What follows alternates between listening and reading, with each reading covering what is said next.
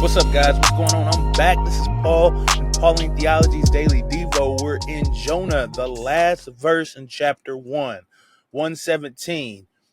And some say this is the most famous verse in the book of Jonah, man, because this is where things get a little different than the normality of, I guess, of a story or maybe a true thing. But this is a miracle, and we're going to see what it means as we read it and what the author's trying to convey. So let's check it out. If you haven't read this one verse, go ahead, stop the tape, read it, man, and come back and we'll answer the 4 questions. If you have, let's dive into it. What is verse Jonah 1:17 say? It says, "And the Lord appointed a great fish to swallow Jonah. And Jonah was in the belly of the fish for 3 days and 3 nights." Man, so what's it saying, man? It says Jonah just got ate, got swallowed up by this fish. And then it also says, though, that the Lord appointed this fish, ordained this fish. The Lord set up or prepared this fish. That's what it says.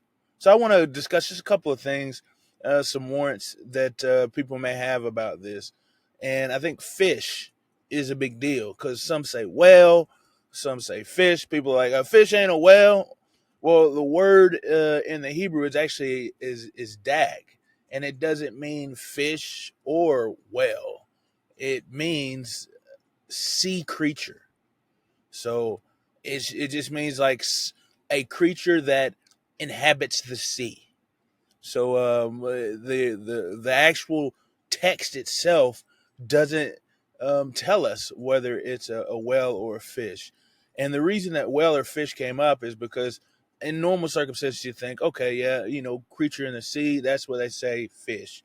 But whale came about because the Septuagint, which is a Greek translation of the Old Testament, actually uses the word for whale.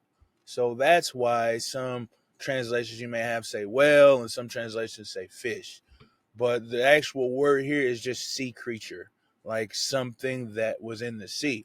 So the purpose of this is for us to realize that whenever we're thinking about what is able to have eaten Jonah, because I've heard theories out there that are like, oh, a whale couldn't open its mouth wide enough to be able to swallow Jonah. And then others are like, a fish, there's not a fish big enough that we know in existence to be able to swallow Jonah.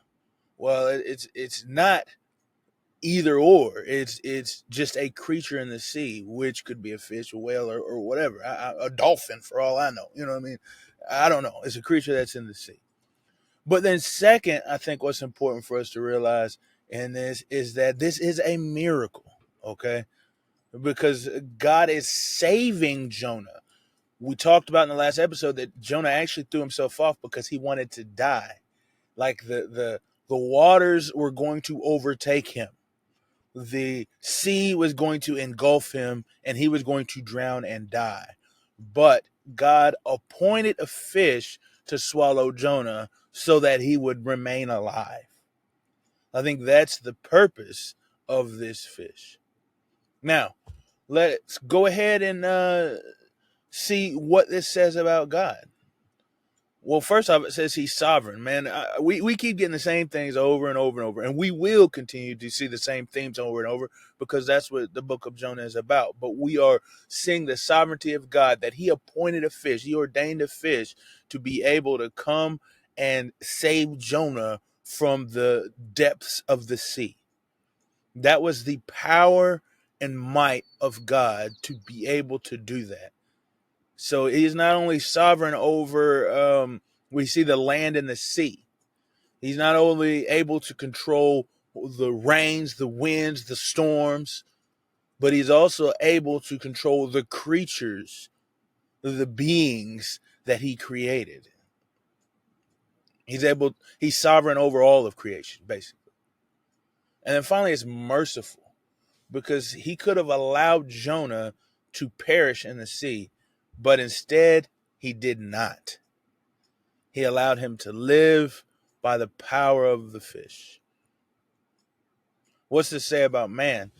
I think what we should realize in this specific passage is that there are miracles. We believe in miracles.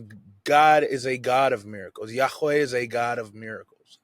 And so when we look at passages like this, it's not for us to say, well, could this really happen scientifically? Well, maybe it could have, yes, because God can use the means for which he created to do things.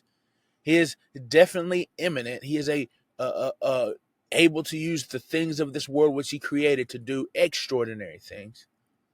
But we also have to remember that he is transcendent. He is above all of this, and he is able to do stuff that scientifically is impossible.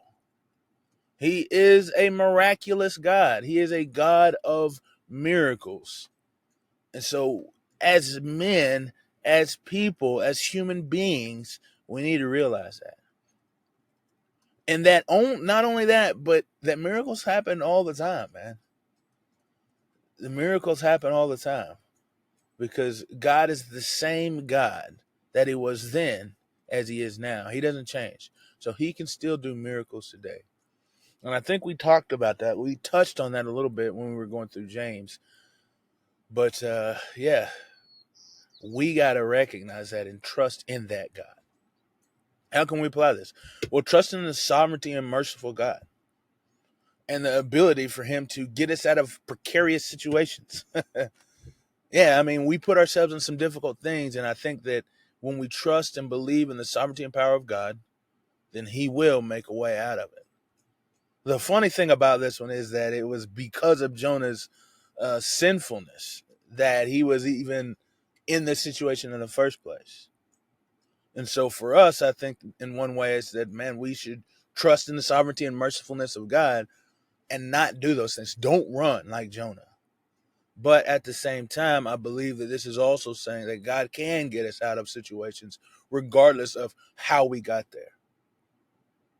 I appreciate you guys for listening, man. And we'll continue on the story of Jonah as we move into this wonderful and beautiful poem as he prays to the God of the universe.